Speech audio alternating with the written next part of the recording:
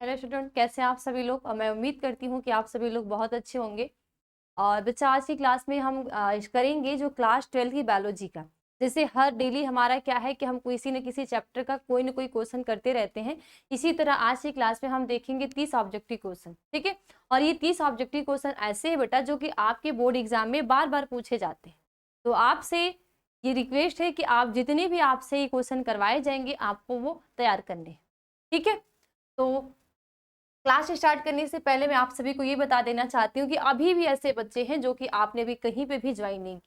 आपको लगता है कि मेरी जो तैयारी एकदम जीरो लेवल है, मैंने अभी कुछ पढ़ा ही नहीं है, तो उन सारी बच्चों के लिए यहाँ पे एक बेहतरीन मौका ये है कि उन सबके लिए शिखर बैच 2.0 स्टार्ट कर दी गई है, जिसमें कि इसमें डेली क्लासेस हो रही है। बहुत सारे बच्चे इस बैच में ज्वाइन होकर क्लास को भी ले रहे हैं। तो आप सभी बच्चे जो इच्छुक है वो भी अपनी तैयारी को, आप अगर चाहते हो कि नहीं मैं भी बोर्ड एग्जाम में टॉप करूं, मेरा भी अच्छा नंबर आए, तो आप इस चीज को यहाँ पे इस बैच से ज्वाइन होकर तैयारी को अच्छे से अच्छे से बना सकते हैं, ठीक है। अब इस बैच में बेटा आपका क्या है, चैप्टर 1 से स्टार्ट कराया गया। अब अगर आप किसी भी कोचिंग में जाते हो, मानो आप अगर ऑफलाइन में जाते हैं तो भी आपके सिलेबस बहुत ज्यादा कंप्लीट हो चुके हैं, या अगर आप ऑनलाइन में जाते हैं तो भी आपके सिलेबस बहुत ज्यादा वहां पे कंप्लीट हो चुके हैं। तो यहाँ पे उन बच्चों के लिए जो अभी तक कुछ नहीं पढ़े हैं, ठीक है। अब इस बैच में आपको बेटा प्रोवाइड क्या किया जा रहा है, आपके डेली क्लास है, ठीक है। जो आपकी क्लासेस हैं वो क्या होती है, आपकी डेली क्लास है, लाइट आउट क्लास है, क्लास नोट पीडीएफ है, ऑनलाइन वीकली टेस्ट है और स्टडी मटेरियल है। डेली आपके 10 घंटे क्लासेस होती है, ठीक है। 10 आवर आपकी डेली क्लासेस होगी। उसके बाद क्लास के बाद जो आपने पढ़ा वो आपको लाइव जो नोट्स वो मिलेंगे। इसके बाद आपको लाइव डाउट क्लास, मानो अगर आपने कोई ऐसा टॉपिक पढ़ा जो आपकी टॉपिक कंप्लीट नहीं हो पाई है, जो क्लियर नहीं हो पाई है, उसके लिए आपकी लाइव डाउट क्लासेस, ठीक है। इसके साथ साथ बेटा क्लास नोट पीडीएफ है ना। इसके बाद ऑनलाइन वीकली टेस्ट, हफ्ते में एक दिन आपका टेस्ट होगा। इसके बाद स्टडी मटेरियल, आपको ऐसा बुकलेट दिया जाएगा जिससे कि आपको किसी भी अदर बुक को खरीदने की जरूरत ना पड़े, अगर आप खरीदने के योग्य नहीं है तो, ठीक है। इसके बाद पूरे कंप्लीट सिलेबस के महत्वपूर्ण प्रश्न, मॉडल पेपर, गेस्ट पेपर और पिछले 5 साल का पेपर भी करवाया जाएगा। जैसा कि आप देख रहे हो कि डेली के डेली आपके कुछ न कुछ, जो जितने भी आपके बोर्ड एग्जाम में रिपीटेड क्वेश्चन है, जो भी आपके बोर्ड एग्जाम में आने के जिस क्वेश्चन के चांस होते हैं, वो सारे क्वेश्चन आपसे करवाए जा रहे हैं, ठीक है। तो ये आपको बैच में भी मिलेंगे और आपको डेली, अभी यहाँ आपका क्या है कि 1 घंटे हो रहा है, लेकिन वहां पे आपको 10 घंटे के डेली लाइव क्लासेस मिलेंगी। तो जो भी बच्चा 10 घंटे पढ़ने के लिए तैयार होगा वो आए इस बैच में और अपनी तैयारी को एकदम अच्छी बनाए, ठीक है। और इसके साथ साथ अगर आपको इस बैच से ज्वाइन होने के लिए आपको अल्फा इंस्टीट्यूट प्रो ऐप को डाउनलोड करना पड़ेगा। इस ऐप को डाउनलोड करेंगे और इस बैच से आप ज्वाइन हो सकते हैं। अगर फिर भी आपको इतना कहीं भी दिक्कत हो रही है तो आप इस नंबर पे 9305771375 पे कॉल करके भी आप जानकारी ले सकते हैं, या इस नंबर पे कॉल करके भी इस बैच से ज्वाइन हो सकते हैं। छोटी सी अमाउंट पे फीस है, बहुत ज्यादा नहीं है, तो आप एकदम तैयारी को एकदम स्टार्ट कर सकते हैं, ठीक है। क्लियर। चलिए क्लास की ओर चलते हैं। तो सबसे पहला सामने बेटा आपके फ्रंट पे क्वेश्चन खुल चुका है। आप बताइए कि एक प्रारूपी आवृत्तबीजी परागकोश में लघु बीजाणुधानी की संख्या होती है। एक प्रारूपी, बताओ फटाफट सारे बच्चे आंसर बताओ कि एक प्रारूपी, ठीक है, एक क्या है, प्रारूपी आवृत्तबीजी, ठीक है। क्या है एक प्रारूपी, क्या है आवृत्तबीजी। पादपों में परागकोश में जो लघु बीजाणुधानी होती है, तो लघु बीजाणुधानी की संख्या होती है, कितनी होती है बताओ बेटा। 1 होती है, 2 होती है, 3 होती है, 4 होती है। फटाफट आंसर बताओ, तब तक मैं डायग्राम बना रही हूँ, ठीक है। आप अपने आंसर को फटाफट बताओ। ये बेटा आपके परागकोश है, आपने पता है ये आपका होता है एंथर पार्ट्स, ठीक है। क्या है, एंथर पार्ट्स है। ये आपका क्या है, फिलामेंट है, फिला,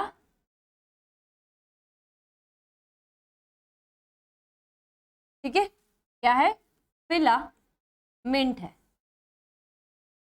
ठीक है। क्या है, फिलामेंट है, ओके। जब आप इसको सेक्शन कट करते हो, सेक्शन आप अपने आंसर को बताते चलो, ठीक है। जब हमने क्या करते हैं, हम इसका सेक्शन कट करते हैं, तो सेक्शन कट करने पे हमें कुछ इस प्रकार की संरचना यहाँ पे नजर आती है, ठीक है। क्या नजर आता है, देखो, एक लोब से, हाँ एक लोब से, ठीक है, आगे इधर आता है, एक लोब से इधर, एक लोब से इधर, ठीक है। ये पाली कुछ आपको इस प्रकार की संरचना में बन जाती है, ठीक है। ये संरचना नजर आती है। ये आपकी 2 पाली होती हैं। 2 पाली में बेटा प्रत्येक में आपको एक यहाँ संरचना, एक यहाँ संरचना, एक यहाँ संरचना और एक ये संरचना, आपको कुछ इस प्रकार की संरचना, जब आपने इस परागकोश को आपने क्या किया, इसका सेक्शन कट किया, जब आपने सेक्शन कट किया तो सेक्शन कट करने पे आपको कुछ इस प्रकार की जो संरचनाएं क्या होती है, नजर आती है। ठीक है, तो बताओ अब किसी किसी का आ रहा है 1, किसी का 2, किसी का 3, 4, तो बेटा यहाँ पे जिन बच्चों ने ऑप्शन नंबर डी यानी कि 4 बोला है वो राइट आंसर है कि एक जो प्रारूपी आवृत्त बीजी का जो परागकोश होता है, तो परागकोश में जो लघु बीजाणुधानी की संख्या होती है वो कितनी होती है, 4 होती है। एक, ठीक है, 1, 2, 3, 4, और इनमें क्या होता है, परागकण या लघु बीजाणु का निर्माण होता है। ठीक है, समझ में आया। अगला क्वेश्चन, बीजांड का वह स्थान, ठीक है, जहां बीजांड वृंत जुड़ा होता है उसे कहते हैं। अब बीजांड का वह स्थान जहां से बीजांड वृंत जुड़ा होता है उसे हम क्या बोलते हैं, बताओ। निभाग कहते हैं, नाभिका कहते हैं, केंद्रक कहते हैं, या माइक्रोपाइल कहते हैं। फटाफट बताओ आंसर। एकदम रिपीटेड क्वेश्चन है, कई बार आपकी क्लास हो चुकी है, क्लास में आप इसको अच्छे से पढ़ भी चुके हो। तो बताओ कि बीजांड का वह स्थान जहां बीजांड जुड़ा होता है, ठीक है, जो हमारा बीजांड है, जो ओव्यूल है, जो जुड़ा हुआ है, उसे हम क्या कहते हैं। निभाग कहते हैं, नाभिका कहते हैं, या केंद्रक कहते हैं, या माइक्रोपाइल, यानी कि हिंदी में आप इसको क्या बोलते हो, बीजांड द्वार। बताओ क्या कहते हो, बताओ। Option number A, B, C या डी। देखो अब बीजांड की बात हो रही है, बीजांड, तो बीजांड का स्ट्रक्चर बेटा आपका कुछ क्या होता है, इस प्रकार का होता है। ठीक है, जो आप बीजांड देखते हो तो आपका जो बीजांड होता है इसकी संरचना आपको किसी इस प्रकार की देखने के लिए मिलती है। ये बीजांड होता है। ठीक है, अब बीजांड के अंदर भ्रूणकोश होते हैं। तो बताओ यहाँ पे क्या होता है, जो बीजांड वृंत से जुड़ा हुआ होता है, क्या कहते हैं। ऑप्शन नंबर इसमें आपका राइट आंसर क्या होगा, तो बेटा आपका क्या हो जाएगा, नाभिका, क्योंकि यहीं पे बीजांड वृंत से ये जो बीजांड होता है, ठीक है, बीजांड का वह स्थान जहां बीजांड वृंत जुड़ा होता है उसे कहते हैं। तो बेटा इसी जगह ये जो नाभिका होता है, इसी जगह जो हमारा बीजांड वृंत यानी कि जो फ्यूनिकल होता है, ठीक है, इस बीजांड वृंत को हम क्या बोलते हैं, फ्यूनिकल। ये जो फ्यूनिकल जुड़ा होता है ये इसी नाभिका में, ठीक है, यानी कि हाइलम इसको कहते हैं, इस हाइलम में जुड़ा होता है। क्या बोलते हैं, हाइलम। Okay, clear. तो ऑप्शन नंबर यहाँ पे क्या हो जाएगा आपका, बी करेक्ट आंसर हो जाएगा कि हाइलम। नेक्स्ट, एक प्रारूपी आवृत्त बीजी भ्रूणकोश परिपक्व होने पर होता है। अब एक प्रारूपी आवृत्त बीजी जो भ्रूणकोश होता है वो परिपक्व होने पर कैसा होता है। एक मैं आपको अंतर बता देना चाहती हूँ बेटा, आपको ये एक चीज मिलता है भ्रूणकोश, ठीक है, ये तो आपको नहीं दिख रहा होगा यहाँ पे, ठीक है, यहाँ पे देखो, देखो जब आप भ्रूणकोश और भ्रूणपोष की बात करते हो, देखो ये क्या होता है, एक आपका होता है भ्रूणकोश, ठीक है, क्या होगा, भ्रूणकोश। तो बहुत सारे बच्चे इसमें कंफ्यूज हो जाते हैं, और एक होता है भ्रूणपोष। इस दोनों टॉपिक में बहुत सारे ऐसे बच्चे होते हैं जो इसमें कंफ्यूज हो जाते हैं, उनको समझ नहीं आता कि भ्रूणकोश और भ्रूणपोष होते क्या। देखो बेटा ये जो भ्रूणकोश होता है, ठीक है, ये जो भ्रूणकोश होता है ये होता है बेटा कहाँ पे, बीजांड के अंदर। कहाँ होगा, ये होगा, ये भ्रूणकोश होता है बीजांड के अंदर, ठीक है, कहाँ होता है, बीजांड में होता है। इस जब ये बीजांड के अंदर होता है तो इस भ्रूणकोश के अंदर आपको से 7 सेल, ठीक है, 7 कोशिका नजर आती है और 8 न्यूक्लियस यानी कि 8 केंद्रक आपको दिखाई देते हैं। इसके अंदर अंतर्गत बेटा इस भ्रूणकोश के अंदर, ठीक है, ये भ्रूणकोश जो होता है, ये भ्रूणकोश आपको मिलेगा, ये मिलेगा आपको, ये बनते हैं भ्रूणकोश के अंदर। कहाँ बनेंगे, ये बनेंगे भ्रूणकोश के अंदर बनते हैं। बेटा ये जब भ्रूणकोश के अंदर बनते हैं तो देखो ये क्या होगा, कब बनेंगे, ये बनते हैं त्रिक संलयन के बाद। कब, जब त्रिक संलयन होता है, ठीक है, क्या होगा, जब त्रिक संलयन होता है यानी कि ट्रिपल फ्यूजन। क्या होगा, जब ट्रिपल फ्यूजन होता है तो ट्रिपल फ्यूजन के बाद ये इनका क्या होता है, निर्माण होता है। ठीक है, किसके बाद, ट्रिपल फ्यूजन के बाद। ठीक है, तो ट्रिपल फ्यूजन के बाद जब त्रिक संलयन होता है, त्रिक संलयन में क्या होता है कि जब एक नर युग्मक होता है और दूसरा क्या होता है, जो ध्रुवीय केंद्रक होते हैं, जो 2n वाली, ये दोनों आपस में क्या बना लेते हैं, 3n बना लेते हैं, और ये बन जाता है भ्रूणपोष, और ये भ्रूणपोष करता है, भ्रूण को देता है पोषण। ठीक है, क्या करता है, भ्रूण को पोषण। तो भ्रूणकोष और भ्रूणपोष में अगर जिस भी बच्चे को अभी तक कंफ्यूजन था, वो अपने कंफ्यूजन को दूर कर लेंगे कि भ्रूणकोष और भ्रूणपोष में अंतर क्या होते हैं। ठीक है, इसके बाद हमने क्या बात की बेटा, एक आवृत्ति जो परिपक्व भ्रूणकोष है उसके अंदर आपको क्या नजर आएंगे। तो देखो, एक परिपक्व जो भ्रूणकोष होते हैं कुछ इस प्रकार के, ये संरचना आपकी भ्रूणकोष की होती है बेटा। इसमें आपको क्या दिखेगा, एक यहाँ पे, एक यहाँ पे, एक यहाँ पे, 2 सेल्स यहाँ, 2 सेल्स यहाँ, और तीसरी यहाँ पे, बीच में यहाँ पे, इसी के बीच में बेटा आपके प्रेजेंट होते हैं न्यूक्लियस। तो 1 2 3, यहाँ पे 2, और यहाँ पे 2, यहाँ पे 2, यहाँ पे 2, और यहाँ पे 1। ठीक है, इस प्रकार का एक जो प्रारूपी जो भ्रूणकोष होता है, ये आपको इस प्रकार की संरचनाएं नजर आती है।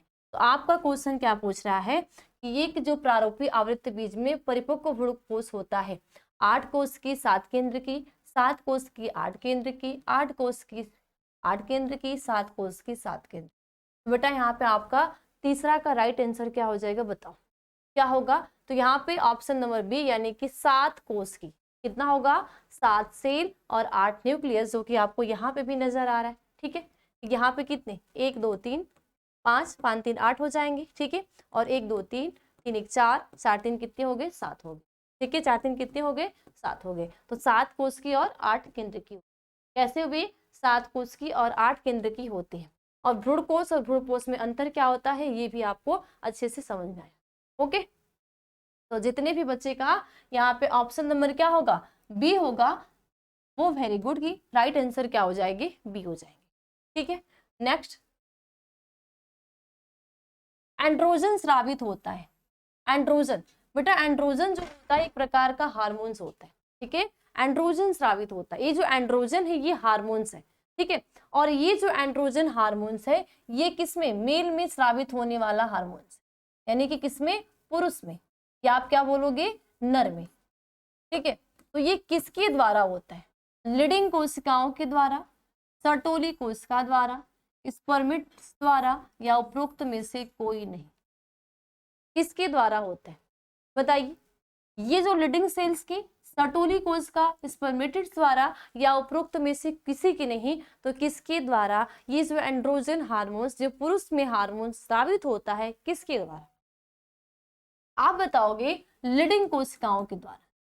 क्योंकि बेटा ये होता है, जो लीडिंग कोशिकाएं होती है ना, ये होती है आपकी कहाँ पे, वृषण के अंदर। ठीक है, ये वृषणपाल का यहाँ पे टेस्टिस है, इनके अंदर क्या होते हैं, लीडिंग सेल्स होती हैं। तो इन्हीं लीडिंग सेल्स के द्वारा क्या होता है, इन एंड्रोजन हार्मोन्स का स्रावण किया जाता है।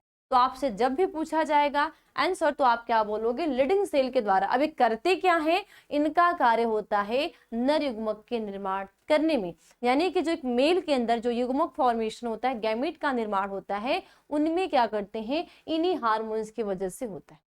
जैसे ही किसी मेल बॉडी में उसकी किशोरावस्था आती है, इस हार्मोन का स्रावण होने लगता है, तो वहां पे युग्मक का निर्माण होने लगता है। इसके साथ साथ बेटा एक होता है टेस्टोस्टेरोन हार्मोन्स। तो टेस्टोस्टेरोन हार्मोन्स का कार्य होता है, हमारी जो मेल के अंदर द्वितीयक लैंगिक लक्षण होते हैं, जैसे चेस्ट का चौड़ा होना, आवाज का भारी होना, और दाढ़ी मूंछ आना, और बहुत सारे ऐसे चेंजेस जो होते हैं, वो आपके टेस्टोस्टेरोन यानी कि द्वितीयक लैंगिक लक्षण आते हैं टेस्टोस्टेरोन हार्मोन्स के।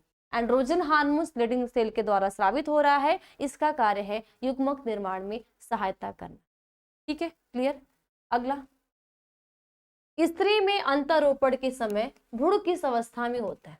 अभी आपका है एक स्त्री है, ठीक है, स्त्री में जो क्या होता है, इम्प्लांटेशन, क्या होता है, इम्प्लांटेशन। इम्प्लांटेशन के समय जो भ्रूण होता है, ठीक है, जो क्या हो रहा है, इम्प्लांटेशन हो रहा है, तो इम्प्लांटेशन के समय भ्रूण कैसा होता है, मॉरुला अवस्था में, ब्लास्टुला अवस्था में, निरुला अवस्था में, गैस्ट्रुला अवस्था में, बताओ कि किस अवस्था में होते हैं। बताओ कितने बच्चों को ये पता है कि जब क्या होता है, इम्प्लांटेशन की क्रिया, यानी कि जब अंतरोपण की क्रिया होती है, किसकी क्रिया होगी, अंतरोपण की जब क्रिया होती है, तो अंतरोपण की क्रिया के समय जो भ्रूण होते हैं वो किस में होंगे, मॉरुला में होंगे। बताओ, मॉरुला में या गैस्ट्रुला में, ठीक है, या निरुला में या तो ब्लास्टुला में, इसमें ब्लास्टुला में। तो बताओ किस अवस्था में होते हैं? आप क्या बताओगे कि ब्लास्टुला अवस्था में होते हैं, यानी कि क्वेश्चन नंबर 5 का जो आपका राइट आंसर हो जाएगा वो क्या होगा? बी, यानी कि ब्लास्टुला अवस्था में। बेटा कैसे? देखो आपको पता है अगर मेल गैमिट है, ठीक है, मानो यहाँ पे एक नर युग्मक है, ठीक है, नर प्लस मादा ये दोनों जब संलयित होते बेटा, इन दोनों के जब गैमेट संलयित होते ये बना देते युग्मनज। इस युग्मनज को हम क्या कहते हैं? जाइगोट कहते हैं। मानो ये जाइगोट है, तो जाइगोट बनने के बाद एक विशेष प्रकार का क्लीवेज होने लगता है, और ये जो क्लीवेज होगा तो ये टूट जाता है दो में, एक यहाँ टूटा एक यहाँ, ठीक है, दो हुआ। लेकिन यहाँ पे एक विशेष आपको अंतर क्या नजर आते हैं कि यहाँ पे संख्या बढ़ती है लेकिन संरचना में कोई भी चेंजिंग नहीं होता। ध्यान देना, क्लीवेज जब होगा एक विशेष प्रकार का समसूत्री जैसा ही विभाजन होता है, लेकिन संख्या बढ़ेगी, संरचना में कोई भी चेंजिंग नहीं आएगी, ठीक है। तो यहाँ पे 2 बनते हैं, 2 से बटा 4 बन जाते हैं, ठीक है, 4 से बनने के बाद ये 8 बन जाते हैं। जब 8 बनते हैं तो एक विशेष प्रकार की संरचना में, यानी कि एक ठोस गेंदे में, फिर 8 से कितने बन जाते हैं? 16 बन जाते हैं। 16 बनने के बाद ये इनका अरेंजमेंट कुछ अलग तरीके से हो जाता है, और वो जो अरेंजमेंट होता है ये इस अवस्था में होता है। कुछ सेल्स यहाँ, ठीक है, कुछ यहाँ आ जाएंगे, ठीक है, कुछ क्या करते हैं? इनर सेल मास बनाती हैं, यहाँ इकट्ठे हो जाती हैं, तो यही जो होता है आपको ब्लास्टुला कहते हैं। तो जो इम्प्लांटेशन होता है, ठीक है, जो भ्रूण होता है किसी भी, अब भ्रूण है भाई वो गर्ल्स या बॉयज कुछ भी हो सकता है, अभी वो तो क्या भ्रूण अवस्था में है, तो जो इम्प्लांटेशन होता है वो ब्लास्टुला अवस्था में। कितने दिन बाद? तो फर्टिलाइजेशन के 7 डे बाद, ठीक है, 7 दिन के बाद ये क्या हो जाता है? इम्प्लांट हो जाते हैं। किस अवस्था में? ब्लास्टुला अवस्था, ठीक है, इसमें ब्लास्टुला अवस्था। ओके, अगला, निम्नलिखित में से किसका उद्भव भ्रूणी मेसोडर्म से होता है? उद्भव की बात, विकास की, देखो जैसे ही किसी शिशु का जन्म हो रहा है तो वो उसके सारे अंग, चाहे हाथ हो, पैर हो, नाक है, कान है, उसका ब्रेन है, चेस्ट वाला पार्ट्स है, जननांग वाला पार्ट, सारे उसके विकसित होके ही आते हैं। 9 मंथ क्या होता है? जो 9 मंथ एक बेबी का जन्म होता है, तो 9 मंथ जो उसका भ्रूण का पालन पोषण होता है माँ के गर्भ में, तो उनमें सारी संरचनाओं का जो भगवान है वो बना के भेजते, ठीक है। तो यहाँ पे निम्नलिखित में से किसका उद्भव भ्रूणी मेसोडर्म से होता है? क्योंकि जब आप देखते हो ब्लास्टुला का रोपण होता है, जितने भी बच्चे मानव जनन वाला चैप्टर आपने नहीं देखा होगा तो वापस से जाके आप देख लेना इसी चैनल पे, आपको वहां पे एकदम क्लियर समझ में आएगा। बेटा जैसे ही क्या होता है? निषेचन होता है, निषेचन के बाद क्या होता है? क्लीवेज होता है, क्लीवेज से ब्लास्टुला ब्लास्टोसिस्ट में चेंज हो जाता है, ठीक है। तो ब्लास्टोसिस्ट से ब्लास्टुला का जो रोपण होता है उनमें बहुत सारे विभाजन होते हैं, यानी कि गैस्ट्रुला होता है। गैस्ट्रुला के बाद 2 लेयर बनती है, एक अपरा लेयर बनेगी, और यहाँ पे 3 परतों का, ठीक है, 3 परत का, एक्टोडर्म, मेसोडर्म और एंडोडर्म। यही एक्टोडर्म, मेसोडर्म, एंडोडर्म क्या करती है? हमारे शरीर के अंदर जितने भी विशेष अंग होते हैं, जो भी कार्य हैं, इनका निर्माण करती है, ठीक है। तो इनमें जो ब्लड होता है बेटा, ये जो रुधिर है, ये जो ब्लड है, इस ब्लड का जो निर्माण हुआ होता है वो होता है मेसोडर्म से। और कब? भ्रूणी मेसोडर्म से, यानी कि जब भ्रूणी अवस्था में कोई भी भ्रूण है, मानो कोई भी बेबी जन्म हो रहा है तो उसमें ब्लड प्रेजेंट है ना, तो ये भ्रूणी अवस्था में ही जो मेसोडर्म से रुधिर का निर्माण होता है। ये आपसे हर जगह क्वेश्चन पूछे जाते हैं, तो इसमें आपका ऑप्शन नंबर क्या हो जाएगा? सी करेक्ट होगा, ठीक है। नेक्स्ट, जब जयांग में स्त्री केसर एक दूसरे से जुड़े रहते हैं तो कहलाता है विक्तांडपी, युक्तांडपी, एकांडपी या बहुअंडपी? बताओ, बिल्कुल वेरी इजी सा क्वेश्चन है।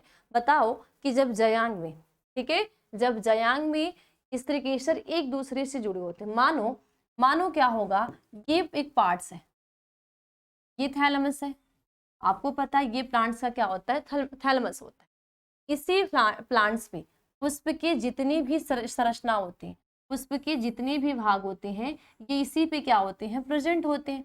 मान लो ये पहला चक्र, ठीक है, इसके बाद पुष्प का कौन सा आता है? दूसरा चक्र आता है। यहाँ पे हमने क्या बना लिया? दूसरा चक्र भी बना लिया। इसके बाद पुष्प का कौन सा चक्र आता है? पुष्प का तीसरा चक्र आता है। लो, हमने तीसरा चक्र भी बना लिया। इसके बाद पुष्प का कौन सा चक्र आता है? तीसरा चक्र आता है। तीसरा चक्र भी हमने क्या किया? यहाँ पे बना लिया। लेकिन ये एक पुष्प का संरचना होता है, लेकिन इसी पुष्प में बेटा आपको क्या दिखेगा, बहुत सारे, यानी कि यहाँ से मान लो एक स्त्री केसर यहाँ जुड़ा होगा, इसी तरह एक स्त्री केसर यहाँ जुड़ा होगा, ठीक है। तो ऐसे जब स्ट्रक्चर किसी भी फ्लावर में आपको बहुत सारे जब स्त्री केसर दिखेंगे तो उसको आप क्या कहते हो, युक्तांडपी कहते हो, युक्तांडपी, एकांडपी या बहुअंडपी। तो आप हमेशा क्या बोलोगे कि हम बहुअंडपी कहते हैं। क्या कहते हैं, हमेशा आपने ये ध्यान देना है कि जब कोई फ्लावर है, कोई भी फ्लावर है, फ्लावर में अगर आपको एक से ज्यादा, 1 2 3 4 5 स्त्री केसर दिखे और वो तीनों सारे जो स्त्री केसर होंगे वो आपस में आपको जुड़े हुए नजर आए, तो वो आपके क्या होते हैं, युक्तांडपी। युक्तांड यानी कि जोड़ का मतलब होता है युक्त, ठीक है, जोड़ का मतलब होता है युक्त। तो आप क्या बोलोगे कि युक्तांडपी होते, क्या होंगे, युक्तांडपी होते हैं। तो ऑप्शन नंबर यहाँ पे क्या हो जाएगा आपका, बी राइट हो जाएगा। नेक्स्ट, वैलिसनेरिया के पुष्प है वायु परागित, जल परागित, कीट परागित, जंतु परागित। बताओ, आपने ये भी पढ़ा है, परागण के बारे में पढ़ा है। तो यहाँ पे जो वैलिसनेरिया है, तो ये वैलिसनेरिया के पुष्प हैं, क्या है, वायु परागित है, जल परागित है, कीट परागित है, जंतु परागित। बताओ फटाफट सारे बच्चे आंसर बताओ क्या है वैलिसनेरिया। अब वैलिसनेरिया ये जो प्लांट्स है कहाँ पाया जाता है, बताओ, जल में पाया जाता है या स्थल पे पाया जाता है। तो आपको पता है जितने भी स्तरीय पौधे होते हैं उससे कुछ कुछ उसमें से कीट और कुछ जल होते हैं। तो बताओ राइट आंसर क्या होगा, option number A, B, C या डी। बताओ फटाफट बताओ, बताओ। क्या होगा, very good, option number C, यानी कि जल परागित। ठीक है, क्या होगा, जल परागित, यानी कि जल परागित हम क्या बोलते हैं, जल के द्वारा, ठीक है, जल द्वारा होने वाले, जल द्वारा होने वाले परागण को, ठीक है, होने वाले परागण को जल परागण कहते हैं। परागण को क्या कहते हैं, जल परागण कहते हैं, ठीक है। तो यहाँ पे जो जल के द्वारा परागण होता है वो होता है वैलिसनेरिया में। ऑप्शन नंबर क्या होगा आपका, सी राइट आंसर होगा कि वैलिसनेरिया का जो प्लांट्स होता है वो क्या होते हैं, जल परागित होते हैं। क्या होंगे, जल परागित होते, ठीक है। नेक्स्ट, पुष्पीय पौधों में नर युग्मक का निर्माण किसके विभाजन से होता है, कायिक कोशिका के विभाजन से, जनन कोशिका के विभाजन से, लघु बीजाणु या लघु बीजाणु मात्र कोशिका से। ये आपको कंफ्यूज करने वाला क्वेश्चन है। यहाँ पे अगर आपने अच्छे से पढ़ा होगा तो कंफ्यूज नहीं होंगे, लेकिन आपने अगर अच्छे से नहीं पढ़ा होगा तो आप यहाँ पे कंफ्यूज भी हो सकते हैं, ठीक है। तो बताओ, पुष्पीय पौधों में नए युग्मक का निर्माण किसके विभाजन से होता है, कायिक कोशिका से, जनन कोशिका से, लघु बीजाणु से या लघु बीजाणु मात्र कोशिका से। बताओ, तब तक मैं आपको एक स्ट्रक्चर बना के दिखा रही हूँ, फटाफट बताओ, फटाफट बताओ।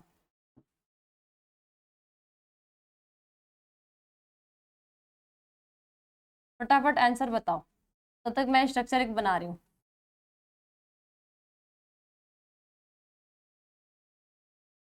बहुत लोगों को इधर नीचे लगेगा क्योंकि वो पढ़ी हुई चीजें हैं। तो बताओ, ये बेटा आपका जो डायग्राम है ये आपके किसके हैं, परागण के, ठीक है। किसका है, परागण का, किसका है, परागण,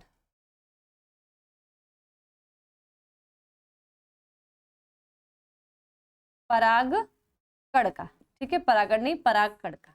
परागकण को कहते हो पोलिन ग्रेन, पोलिन ग्रेन। अब देखो इसके अंदर ये इसका क्या है, एक्साइन है, एक्साइन मतलब बाह्य चोल। ये क्या है, एंटाइन है, एंटाइन मतलब अंतःचोल, ठीक है। ये इसकी क्या है, वेजिटेटिव सेल है, वेजिटेटिव सेल्स है, ठीक है। और ये इसकी क्या है, जनन कोशिका, यानी कि आप बोल सकते हो जर्म सेल, जर्म सेल। और यहाँ पे क्या है, कुछ छिद्र पाए जाते हैं, इसको बोलेंगे जर्म छिद्र, जर्मपोर, ठीक है। बताओ आंसर बताओ, फटाफट बताओ किसके द्वारा होता है। तो बहुत सारे बच्चों का आंसर आ गया होगा जनन कोशिका के द्वारा। तो बेटा यहाँ पे आपका राइट आंसर क्या होगा, जनन कोशिका के द्वारा। अब कैसे होगा, देखो ये आपका क्या है, ये पूरे आपके अंदर संरचना क्या है, पराग कण की। तो पराग कण के अंदर बेटा दो चीजें प्रेजेंट होती है। सबसे बाहरी जो इसकी लेयर होती है इसको हम कहते हैं एक्साइन, हिंदी में क्या बोलोगे, बाह्य चोल कहते हो। क्या कहोगे, बाह्य चोल। बेटा टाइम लगेगा लेकिन समझते हुए चलना, घबराहट नहीं करना कि फास्ट करिए फास्ट करिए फास्ट करिए, ठीक है। क्या पता इस चैप्टर से, चैप्टर 1 से 5 तक आपकी लास्ट ही क्लास हो जाए, फिर आपको बाद में रिवीजन करने के लिए मिले। तो अगर किसी भी बच्चे का डाउट रहेगा तो वो क्लियर होते चलेगा, ठीक है। इसके बाद ये इंटाइन, इस इंटाइन को हम कहते हैं अंतःचोल। क्या बोलते हैं, अंतःचोल कहते हैं, ठीक है। ये वेजिटेटिव सेल को आप हिंदी में कायिक कोशिका बोलते हो, जन्म सेल को आप बोलोगे जनन कोशिका बोलते हो। बेटा ये जो जनन कोशिका होती है ये कि पहले से ही यन होती है, पहले से इनमें क्या होती है, यन होती है। तो इनमें क्या हो जाता है बेटा, वापस से समसूत्री विभाजन हो जाता है, जिससे ये दो भागों में टूट जाती हैं। लेकिन आपको ये पता है कि जब अर्धसूत्री विभाजन होता है, ठीक है, कौन सा विभाजन होगा बेटा, जब वो अर्धसूत्री। तो अर्धसूत्री विभाजन में क्या होता है कि पहला जब विभाजन होगा उसमें जो गुणसूत्रों की संख्या अगर 46 है तो संतति कोशिका में 23 आएगी। लेकिन जब अर्धसूत्री सेकेंड विभाजन होता है तो इनमें गुणसूत्रों की संख्या में कोई भी चेंजिंग नहीं होती। तो यहाँ पे एक विभाजन हो चुका है तो 23 आए थे, और यहाँ पे दूसरा विभाजन हो रहा है तो ये चेंज किस में हो जाएंगे, यन और यन में, और दो हो गए। तो यही जो नरयुग्मक होती हैं, एक अंड कोशिका से और एक ध्रुवी केंद्र के साथ संलयित होके जो भ्रूणपोष का निर्माण होता है और किसका होता है, जायगोट का यानी भ्रूण का निर्माण होता है, ठीक है। तो आप हमेशा क्या बोलोगे, जनन कोशिका। तो जनन कोशिका ही क्या होता है, विभाजन होता है, जिससे दो नरयुग्मक का एक मेले इनका निर्माण होता है, ठीक है। अगला, वायु परागण किस में नहीं होता है, घास में, गेहूं में, सैलिवा में, मक्का में। बिल्कुल इजी सा क्वेश्चन है बेटा, आपका चाहे मक्का हो, गेहूं हो, घास हो, इनमें बेटा पॉलिनेशन की जो क्रिया होती है, जो परागण होता है वो कैसा होता है, हवा के द्वारा होता है। कैसे होगा, हवा के द्वारा होता है। लेकिन ये जो सैलिवा होता है इनमें किसके द्वारा होगा, कीटों के द्वारा। क्या होता है, कीटों के द्वारा होता है। ये जो कीट परागित पुष्प होते हैं ये रंग युक्त होते हैं, यानी कि इनमें ढेर सारे इनके कलरफुल होते हैं। इसके साथ साथ ये बेटा गंध युक्त होते हैं, इनमें बहुत ज्यादा क्या होते हैं, गंध युक्त होते हैं। इसके साथ साथ इनमें मकरकंद बनते हैं, मकरकंद क्या होगा, इनमें बनेगा। लेकिन जब आप घास देखोगे इसके साथ साथ इनके जो फ्लावर होते हैं, ठीक है, जो इनके क्या होगा, फ्लावर होगा, जो फ्लावर होते हैं वो क्या होते हैं, बड़ी होती है, ठीक है। लेकिन जितने भी वायु परागित होते हैं, ठीक है, जितने भी क्या होंगे, एनिमोफिली, ठीक है, एनिमोफिली जो फ्लावर होते हैं, तो एनिमोफिली फ्लावर में ये जो कीट होते हैं इनमें कीटों के द्वारा ना होके एयर के द्वारा होता है, ठीक है। रंग यानी कि कोई भी रंग नहीं होता, गंध यानी कि कोई भी गंध नहीं होता। तो ये जितने भी वायु परागित, तो आपसे कभी कभी आपके बोर्ड एग्जाम में लघु प्रश्न में वायु परागित और कीट परागित में अंतर पूछ लिया जाता है, ठीक है। तो ये अंतर आपने एकदम अच्छे से क्लियर रखना, ठीक है। चलो, सर्टोली कोशिकाएं पाई जाती है, बताओ।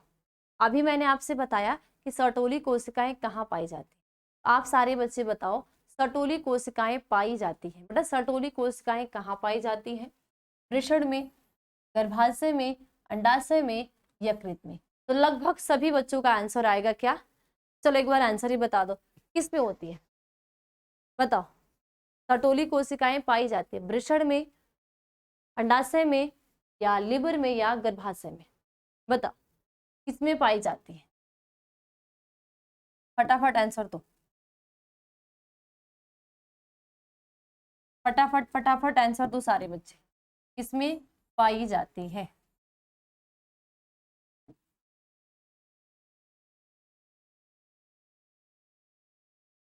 बताओ किसमें पाई जाती है भाई।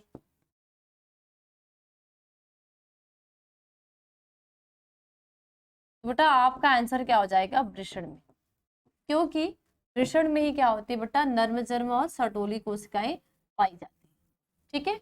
वृषण के अंदर, टेस्टिस के अंदर नर्मजन कोशिका या तो सर्टोली कोशिका, क्योंकि ये बेटा इसका बाहर वाला ये जो पार्ट है इसको बोलते हो स्क्रोटम, वृषण कोश। इसका अगर बॉडी का टेम्परेचर 30 डिग्री सेल्सियस है तो इसका टेम्परेचर क्या होता है 2 से 3 डिग्री सेल्सियस क्या होते हैं, डाउन होते हैं। क्योंकि जब तक 2 से 3 डिग्री सेल्सियस टेम्परेचर डाउन नहीं होगा तब से यहाँ पे जो युग्मक निर्माण यानी कि जो स्पर्म का निर्माण नहीं होगा। तो जब भी आपसे पूछा जाएगा तो आंसर क्या होगा, वृषण, क्योंकि ये वृषण है बेटा, ये ई है क्योंकि ये जोड़े के फॉर्म में होते हैं। वृषण है, वृषण की जो आपको पिंक वाली लाइन है वो क्या आपकी वृषण पालिका, ग्रीन वाली लाइन को हमने वृषण शुक्र नलिका में बनाई हूँ, और आपके यहाँ पे जो ऑरेंज कलर की लाइन है वो आपकी क्या है, सर्टोली कोशिका। तो इसमें दो लाइंस होती हैं, दो कोशिकाएं होती है, एक सर्टोली और एक नर्मजन कोशिका। तो सर्टोली कोशिका क्या करती है, शुक्राणु को पोषण देने का कार्य करती है और ये पाई जाती है टेस्टिस के अंदर। तो ऑप्शन नंबर क्या हो जाएगा यहाँ पे, ये कि वृषण। ठीक है, चलो। निषेचन आंतरिक होता है, तारा मछली में, हड्डीदार मछलियों में, शार्क में या उभयचर में? फटाफट आंसर बताओ कि इंटरनल फर्टिलाइजेशन किसमें होता है, शार्क में, उभयचर में, हड्डीदार मछलियों में, किसमें? बताओ किसमें होता है? आप क्या बोलोगे, शार्क में, क्योंकि बेटा जो शार्क होती है इस शार्क में होता है इंटरनल फर्टिलाइजेशन। बाकी हड्डीदार मछली में, तारा मछली यानी कि स्टार फिश में, और जितने भी उभयचर हैं इनमें होता है एक्सटर्नल फर्टिलाइजेशन, यानी कि जो निषेचन की प्रोसेस होती है लेकिन शरीर के बाहर। कहाँ होगी, मादा शरीर के बाहर, क्योंकि भाई निषेचन जो हो रहा है मादा शरीर में हो रहा है, तो इसमें क्या होगा, मादा शरीर के बाहर होता है फर्टिलाइजेशन की क्रिया। ओके, तो इंटरनल किस में होगा, आप हमेशा बताओगे कि जो आंतरिक निषेचन होता है वो किस में होगा बेटा, वो शार्क में होता है। किस में होगा, शार्क में। ठीक है, नेक्स्ट। परिपक्व शुक्राणु के शीर्ष पर एक टोपी नुमा संरचना पाई जाती है, उसे क्या कहते हैं? अब एक जब परिपक्व स्पर्म होता है, ठीक है, एक जब स्पर्म होता है पूरी तरीके से क्या होता है, परिपक्व होता है।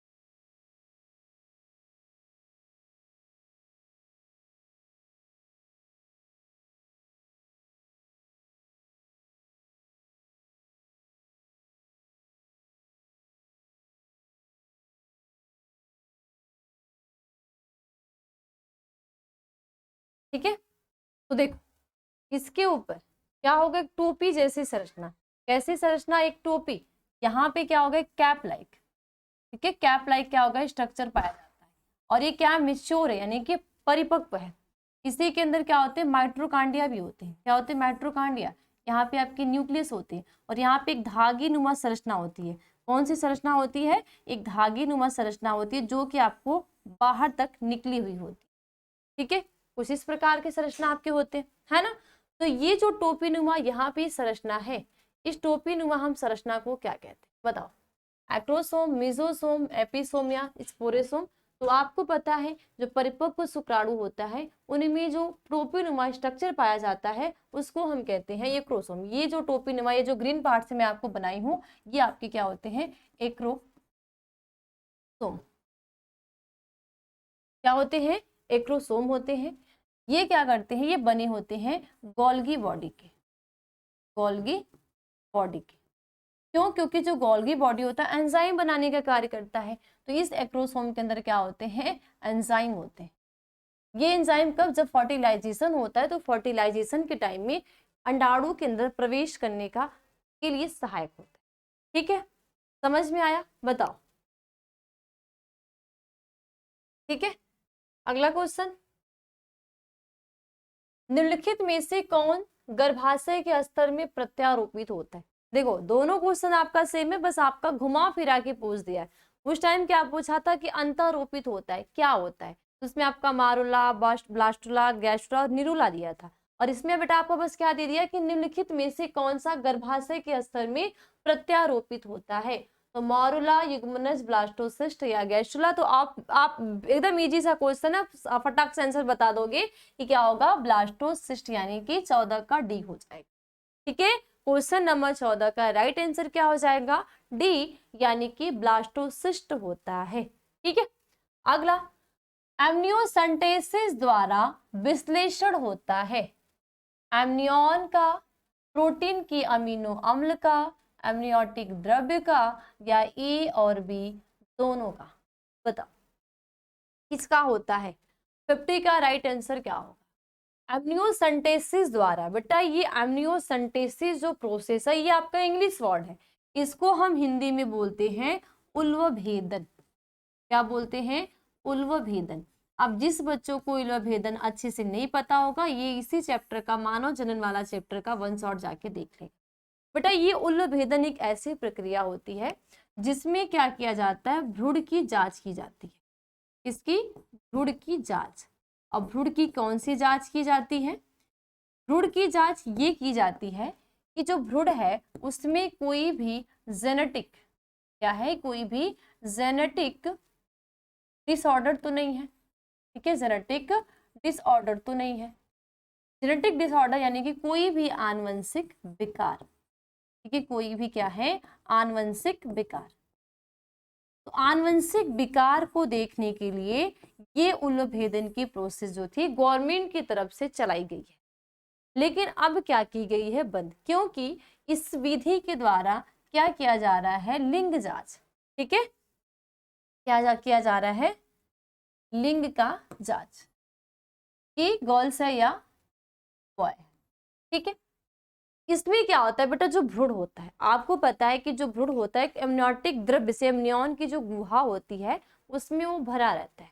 क्योंकि जब एक बेबी माँ के गर्भ में रहता है तो एक झिल्ली नुमा संरचना होती है, उसमें कवर होता है और उसमें वो द्रव्य होते हैं। क्योंकि वाटर जैसा द्रव्य पाए जाते हैं, तो उसी द्रव्य को निकाल के लैब में परीक्षण किया जाता है, जिससे ये पता चलता है कि जो भ्रूण है माँ के गर्भ में, जो बच्चा है उसमें कोई जेनेटिक डिसऑर्डर या कोई आनुवंशिक बीमारी तो नहीं है। अगर मानो कोई आनुवंशिक बीमारी रहती है तो उसको दवा के बेस पर ठीक किया जाएगा। मानो अगर कोई ऐसे आनुवंशिक विकार, जैसे क्या होता है आपका हीमोफीलिया हो गया, वर्णांधता हो गया, डाउन सिंड्रोम हो गया, टर्नर सिंड्रोम, ये सारे जो बीमारियां होती हैं, जैसे डाउन सिंड्रोम वाले बच्चे होते हैं उनमें क्या हो जाता है? एक गुणसूत्र की संख्या बढ़ जाती है। मानो डाउन सिंड्रोम में देखो बेटा क्या होता है, ह्यूमन का जो गुणसूत्र है वो क्या है? 46 है।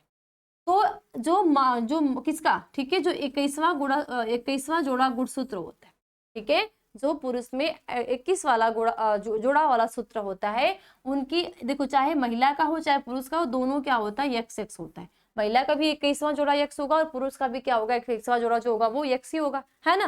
तो इनमें क्या हो जाता है बेटा? एक यक्स की बढ़ोतरी हो जाती है, यानी कि 21वें जोड़ा जो गुणसूत्र होता है, जो यक्स एक्स हो जाता है, वो कितने हो जाते हैं? यक्स एक्स, यानी कि ट्रिपल यक्स हो जाते हैं, जिससे डाउन सिंड्रोम हो जाते हैं। अब जिस बच्चे को ये डाउन सिंड्रोम होता है वो बच्चे क्या होते हैं बेटा? मंद बुद्धि के। क्या होते हैं? मंद बुद्धि के होते हैं।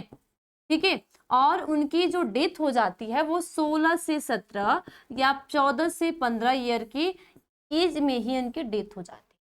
ठीक है, तो ये होता है डाउन सिंड्रोम, यानी कि 46 + 1 बराबर कितना हो जाएगा? 47। ये भी आपसे क्वेश्चन आते हैं।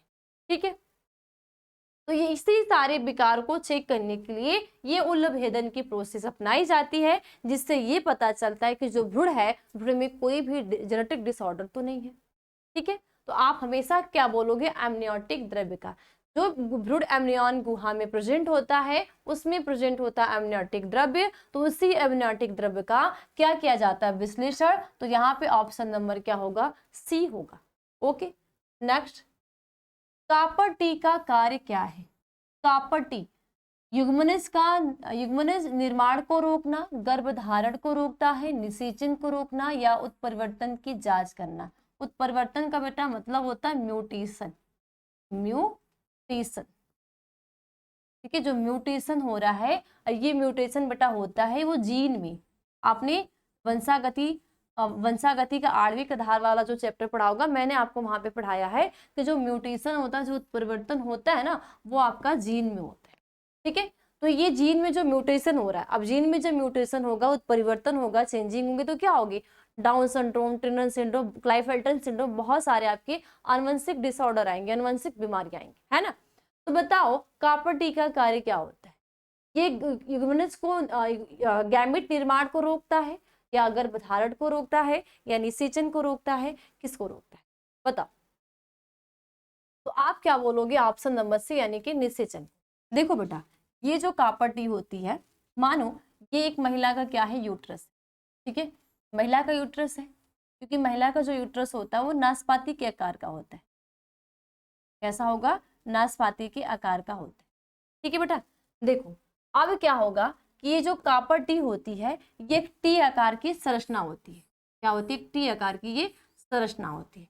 तो इस टी आकार की संरचना को क्या किया जाता है बेटा, जो गर्भाशय होता है ना, गर्भाशय के अंदर, कहाँ पे, गर्भाशय के अंदर इस टी आकार की संरचना को यहाँ पे इसको रोपित कर दिया जाता है, ठीक है, गर्भाशय में। जब क्या होगा रोपित, ये क्या करती है, कुछ रसायन को छोड़ती है, जिसके द्वारा अगर मेल गैमेट जाता है तो वो क्या हो जाते हैं, खत्म हो जाते हैं, उनकी डेथ हो जाती है, या उनमें जो मूवमेंट की गतिशीलता को क्या कर देता है, अवरुद्ध कर देता है।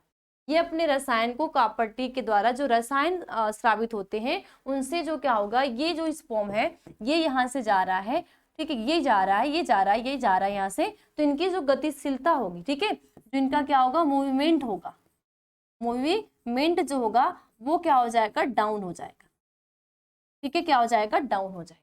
तो ये क्या करते हैं, फर्टिलाइजेशन यानी कि निषेचन क्रिया को रोकने का कार्य करते, ठीक है, ठीक है।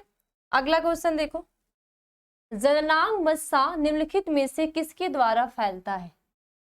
जो जननांग का मस्सा होता है बेटा, ये जो जननांग का मस्सा है ये भी एक प्रकार का क्या है, डिजीज है, बीमारी है।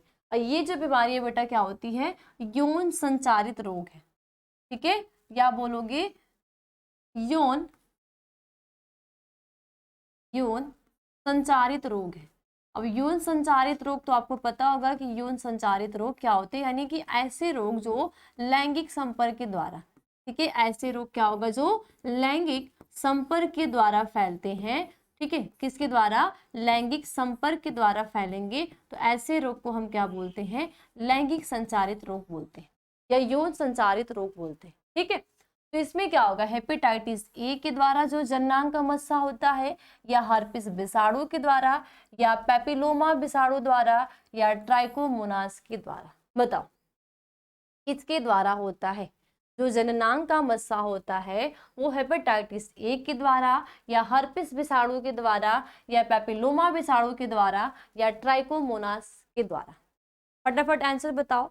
तो आंसर आपका क्या हो जाएगा, ऑप्शन नंबर डी, कि यहाँ पे जो पेपिलोमा विषाणु होता है इसके द्वारा जो जननांगों का मस्सा होता है ये बीमारी होती है, और ये बीमारी होती है बेटा यौन संचारित रोग, यानी कि लैंगिक संपर्क के द्वारा एक व्यक्ति से दूसरे व्यक्ति में फैलते हैं। क्योंकि यौन संचारित हम क्या बोलते हैं कि वह रोग जो एक व्यक्ति से दूसरे व्यक्ति के द्वारा लैंगिक संपर्क के द्वारा या सेक्सुअल इंटरकोर्स के द्वारा या संभोग की क्रिया के द्वारा जो फैलते हैं या संचारित होते हैं वो लैंगिक संचारित रोग कहलाते हैं, ठीक है। तो ये होता है पेपिलोमा जो विषाणु होता है इसी के द्वारा होता है, ठीक है। नेक्स्ट, देवखंडन किसमें पाया जाता है, अमीबा में, पैरामीशियम में, ए और बी दोनों में, या इनमें से कोई। तो बाइनरी फ्यूजन, ठीक है, देवखंडन जो होता है यानी कि ऐसा जो क्या होगा, ये बाइनरी फ्यूजन, ठीक है, क्या होगा, बाइनरी फ्यूजन। तो बाइनरी फ्यूजन जो होता है हमेशा किस में पाया जाएगा, अमीबा में भी पाया जाता है और पैरामीशियम में भी। मानो ये क्या है, अमीबा है, ठीक है, ये अमीबा, क्योंकि अमीबा का जो बेटा आकार होता है वो कभी भी आपको निश्चित नजर नहीं आता, लेकिन इस अमीबा के अंदर कुछ विशेष प्रकार की संरचना, मानो यहाँ पे इसके न्यूक्लियस भी होते हैं, और न्यूक्लियस जब होते हैं तो इनके क्या होते हैं, साइटोप्लाज्म भी होते हैं, ठीक है। तो पहले इनका क्या हो जाता है, विभाजन, तो धीरे धीरे जब ये विभाजित होने वाले रहते हैं तो कुछ इस प्रकार का इनका स्ट्रक्चर बन जाता है, यानी कि जो न्यूक्लियस है इनका न्यूक्लियस कुछ विशेष प्रकार के यानी इस संरचना में बन जाता है, ठीक है। धीरे धीरे ये आगे प्रोसेस करते जाते हैं और अलग होके एक नए अमीबा का क्या कर देते हैं, निर्माण कर देते हैं। इसी तरह किसमें, पैरामीशियम में, ठीक है। पैरामीशियम जो क्या है, एक स्लीपर एनिमल्स है, क्या एक स्लीपर एनिमल्स है। तो इनमें जो सीलिया जो है, ठीक है, इनका भी क्या होगा, न्यूक्लियस डिवीजन। देखो किसी किसी सेल्स में क्या होता है, कोई कोई जब विभाजन होता है कोशिकाओं का तो उसमें आपको क्या दिखेगा, किसी में क्या होता है, पहले न्यूक्लियस का डिवीजन होता है और किसी में पहले आपको सेल का डिवीजन। न्यूक्लियस डिवीजन को हम बोलते हैं कैरियोकाइनेसिस, ठीक है।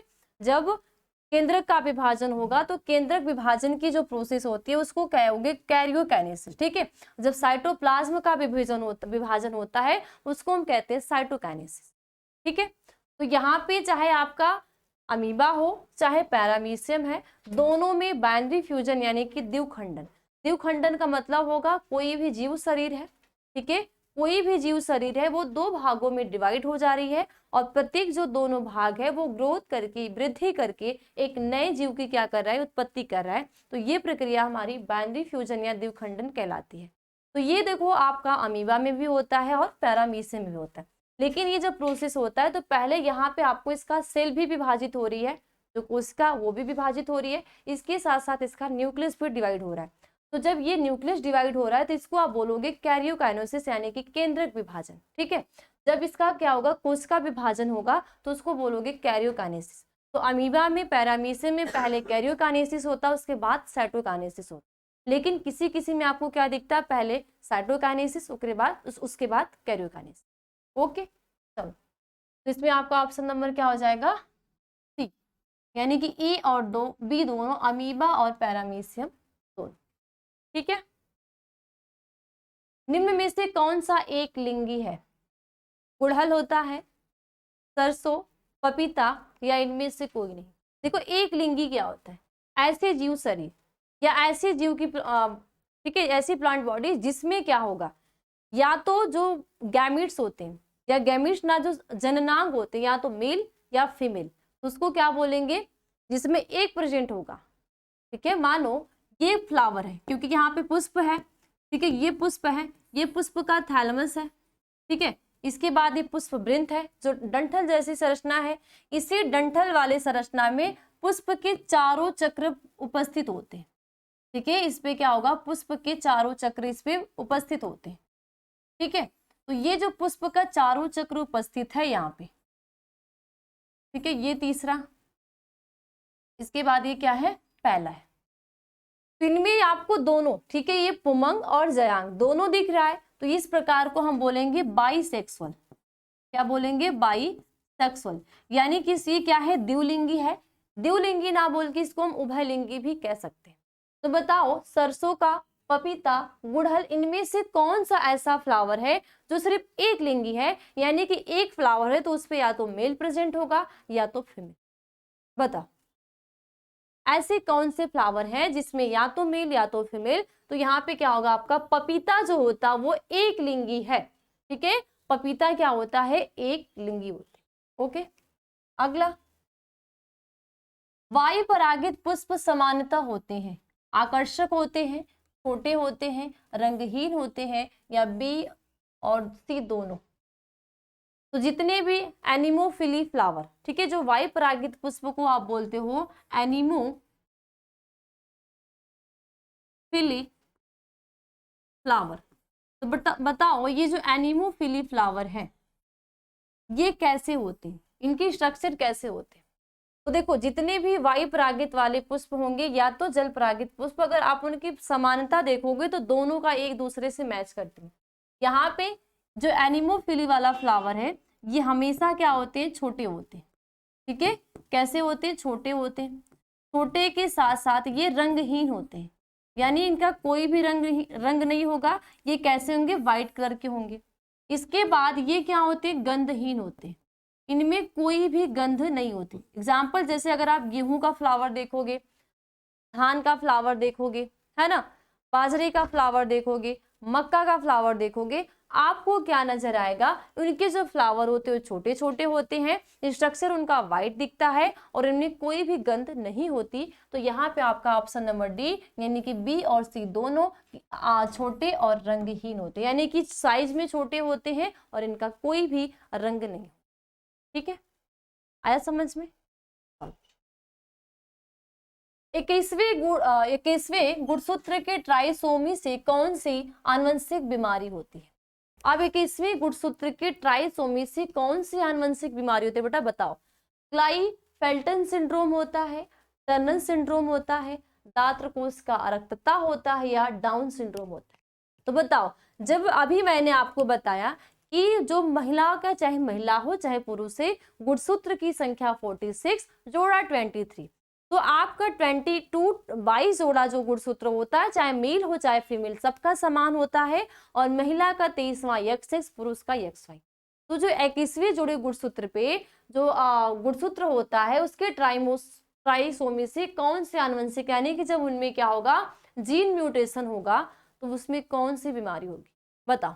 अभी आपको मैंने ये चीज बताई है, कौन सी बीमारी होगी बताओ, तो आप बताओगे डाउन सिंड्रोम, क्योंकि मैंने अभी आपको बताया था कि अगर 21वां वाला क्या है बेटा, जो क्रोमोजोम है वो एक्स एक्स एक्स एक्स है, तो यहाँ पे एक क्रोमोजोम की क्या हो जाती है, बढ़ोतरी हो जाती है, तो ये हो जाते हैं x x x x x, तो ये होते हैं ट्राइसोमी, ठीक है।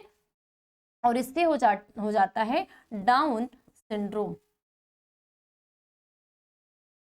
ठीक है, डाउन सिंड्रोम, जो कि व्यक्ति की मान लो 15 से 17 के बीच में क्या हो जाएगी, डेथ हो जाएगी, इसके बाद ये मंद बुद्धि के हो।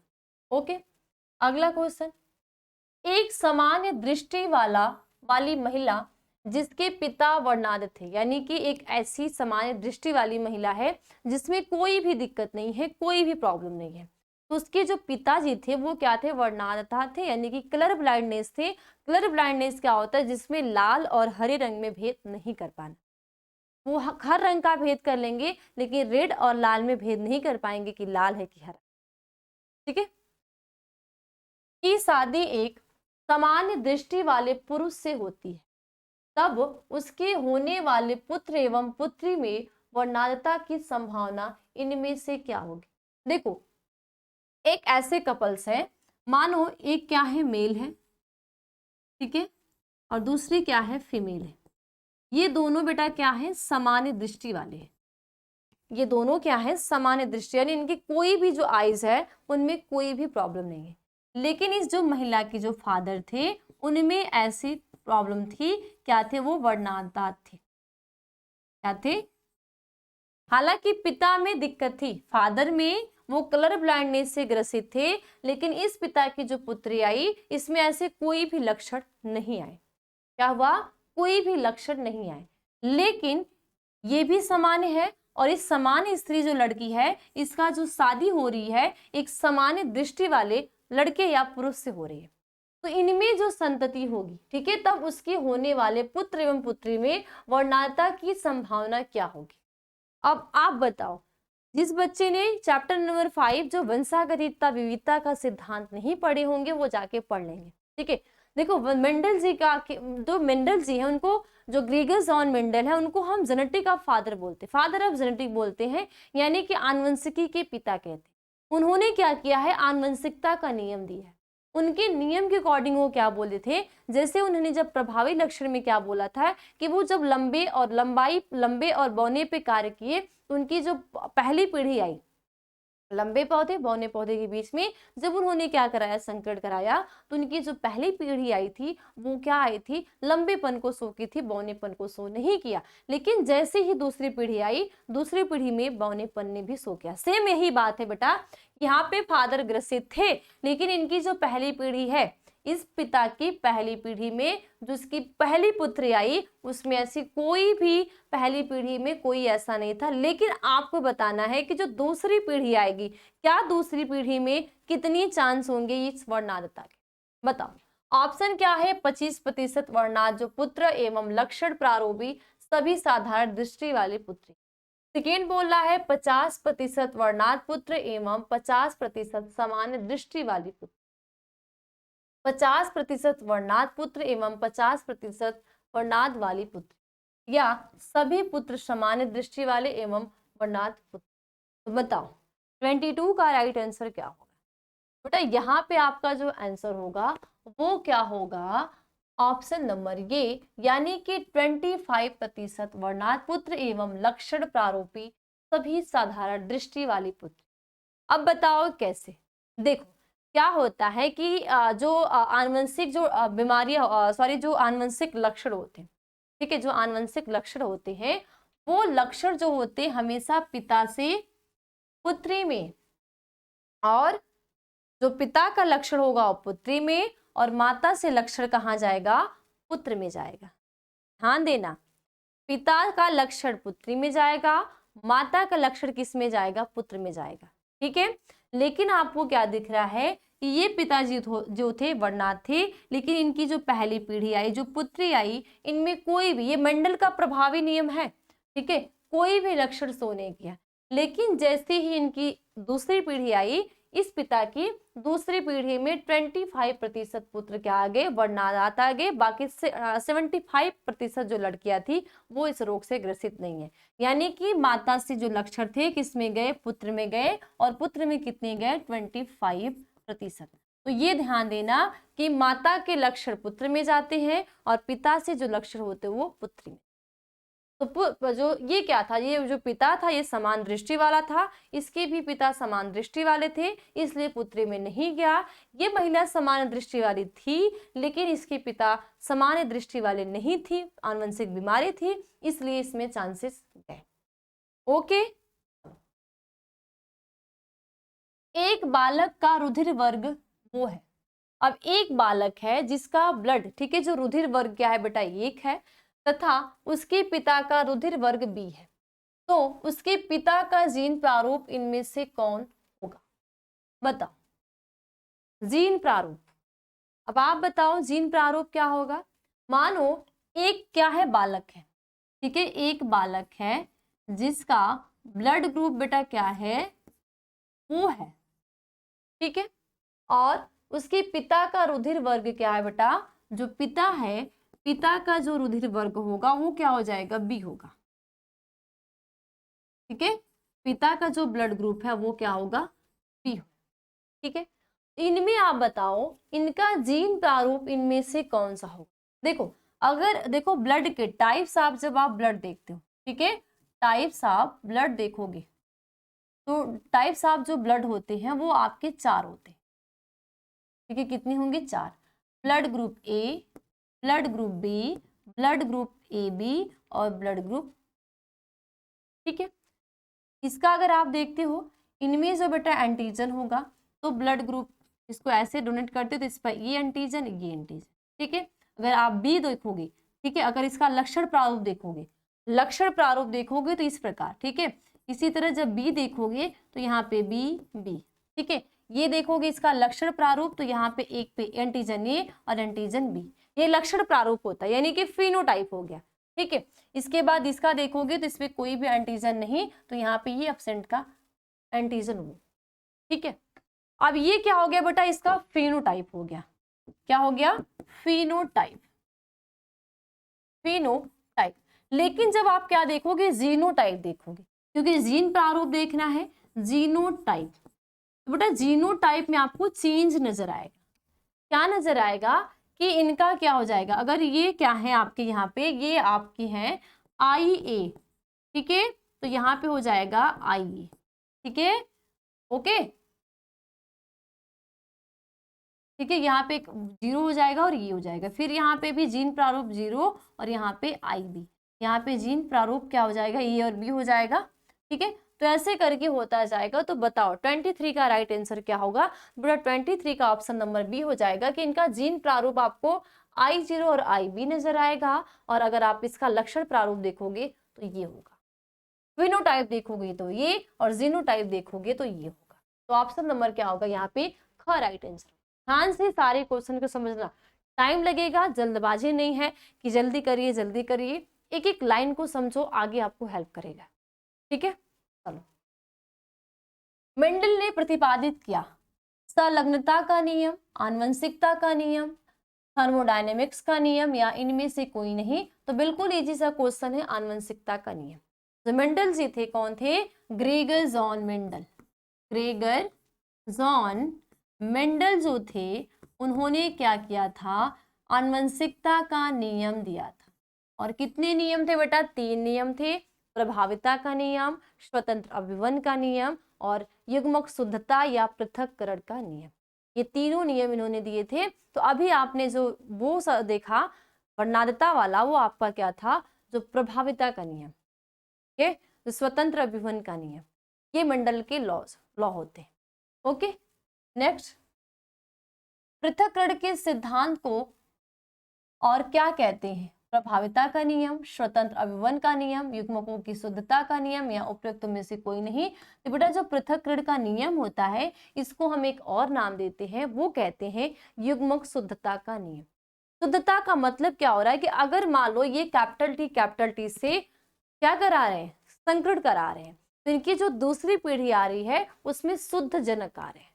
क्या आएंगे? शुद्ध जनक, यानी कि लंबे पौधे आएंगे, बौने पौधे। ठीक है, तो यही युग्मक की शुद्धता का नियम होता है। नेक्स्ट क्वेश्चन, एक जीन जोड़ा दूसरे जीन जोड़े के प्रभाव को रोकता है किसमें? प्रभाविता में, पॉलीमरेज्म में, एपिस्टेसिस में या अप्रभाविकता में। तो बताओ, अगर एक जीन जोड़ा है वो दूसरे जीन जोड़े के प्रभाव को रोकता है, किसमें रोकता है? प्रभाविता में या पॉलीमरिज्म में या एपिस्टोसिस में या अप्रभाविकता, किसमें? बताओ 26 का बताओ। तो बेटा आपका यहाँ पे जो राइट आंसर हो जाएगा वो आप क्या बताओगे? एपिस्टेसिस में। एपिस्टेसिस में होता है कि इनमें एक जीन जोड़ा होता है वो दूसरे जीन जोड़े के प्रभाव को रोकता है। इसमें एपिस्टेसिस में कि एक जीन जोड़ा अगर है तो वो दूसरे जीन जोड़े के जो प्रभाव होता है उस प्रभाव को रोकेगा। ओके, नेक्स्ट क्वेश्चन, मेंडल के नियम का एक अपवाद है। प्रभाविता का नियम है, संलग्नता का नियम है, युग्मक शुद्धता का नियम है या स्वतंत्र अभिवन का नियम?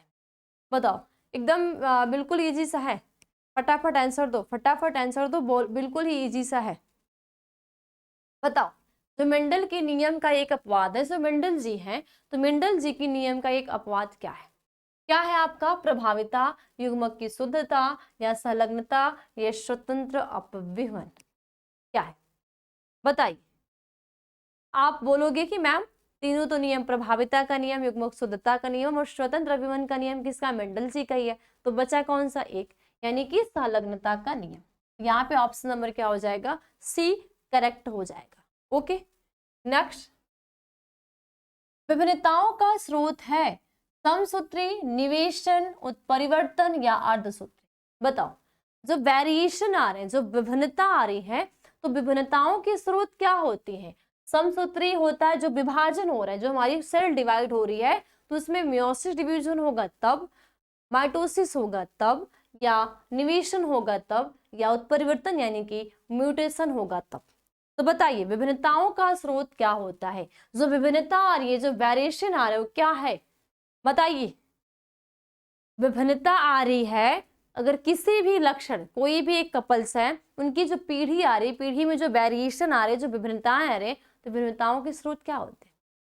क्या होगा बेटा आपका? उत्परिवर्तन यानी कि म्यूटेशन। म्यूटेशन। अब इस म्यूटेशन में बेटा किसका म्यूटेशन होता है? इनमें होगा जीन का। किसका? जीन का। ओके, क्योंकि सारे जो लक्षण हमारे जीन पे तो है, हमारा क्रोमोजोम है। ठीक है, ये जो क्रोमोजोम है, इस क्रोमोजोम के अंदर क्या है बेटा? डीएनए है। ठीक है, ये डीएनए है। ये डीएनए हमेशा क्या होता है? सिंगल होता है। जब ये डीएनए है तो इस डीएनए के अंदर क्या भाई? जीन है। तो ये अलग अलग जीन होते हैं, बाल के कलर का जीन, आँख के कलर का जीन, हमारी स्किन का जीन, तो हमारे जितने भी अलग अलग होते हैं उसमें क्या होते हैं? जीन होते हैं। तो इन्हीं में जो जीन में क्या होता है? क्रोमोसोमल विकार यानी कि जीन म्यूटेशन होगा, जीन का उत्परिवर्तन होता है तब। ठीक है, नेक्स्ट, क्रॉसिंग ओवर किस अवधि में होता है? क्रॉसिंग ओवर बताओ, लैप्टिनिन, साइटोकाइनेसिस, पैक्टिन या डाइकाइनेसिस?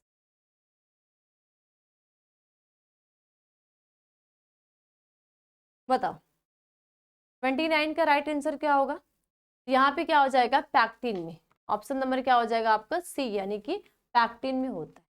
लास्ट क्वेश्चन, इनमें से कौन सा रक्त समूह सार्वभौमिक रक्तदाता है? बताओ, कौन सा ऐसा जो रक्त समूह है वो सार्वभौमिक रक्तदाता है? A blood group A, B, A B या ओ? बताओ सार्वभौमिक रक्तदाता कौन से होते हैं? बेटा सार्वभौमिक का बताओ, सार्वभौमिक रक्तदाता इनमें से कौन से होते हैं? फटाफट बताओ। ठीक है, तो बताओ blood group A B C और डी, एकदम लास्ट क्वेश्चन है और एकदम सही सही बताओ। देखो, तो आप एक एक तो आपका ब्लड ग्रुप ए और बी को छोड़ दो, जो आपका ब्लड ग्रुप वो है, ठीक है, और एक ब्लड ग्रुप क्या है, ए बी है, ठीक है। तो देखो, जो ब्लड ग्रुप ए और ए बी है, ये क्या होते हैं, सर्वदाता। सर्वदाता का मतलब सबको देने वाला, ठीक है। और ये क्या होते हैं, सर्वग्राही। सर्वग्राही का मतलब सबका लेने वाला, सबका लेंगे, ये सबको देंगे। ये लेंगे किसका, सिर्फ वो का, किसका लेंगे, वो का।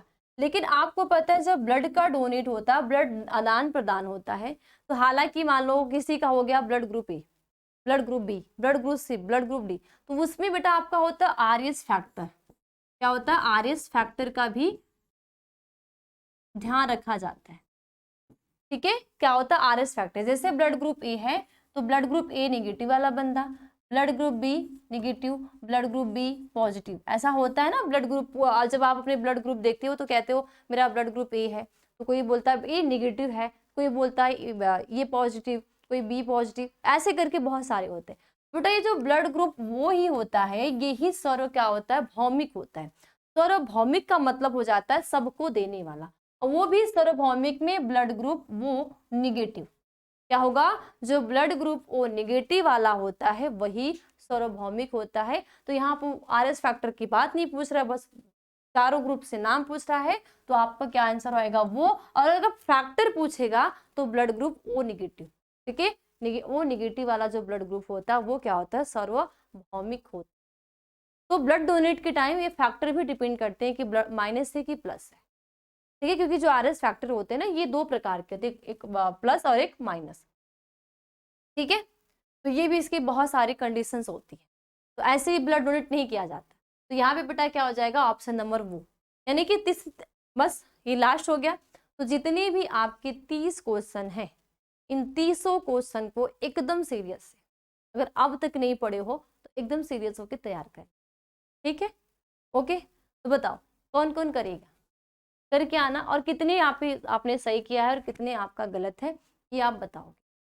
जहाँ पे नहीं समझ में आएगा वो भी बताओ, ये आपकी रिस्पॉन्सिबिलिटी, ठीक है। नहीं समझ में आया तो भी बताओगे, कितना सही किया कितना गलत हुआ वो भी बताओ, सारे का देखो। ओके, तो बस आज की क्लास में इतना ही, फिर मिलते हैं अगली क्लास में, और अगली क्लास होगी ऐसे ही नई टॉपिक के साथ, ठीक है। सभी को बाय बाय, टेक केयर, धन्यवाद।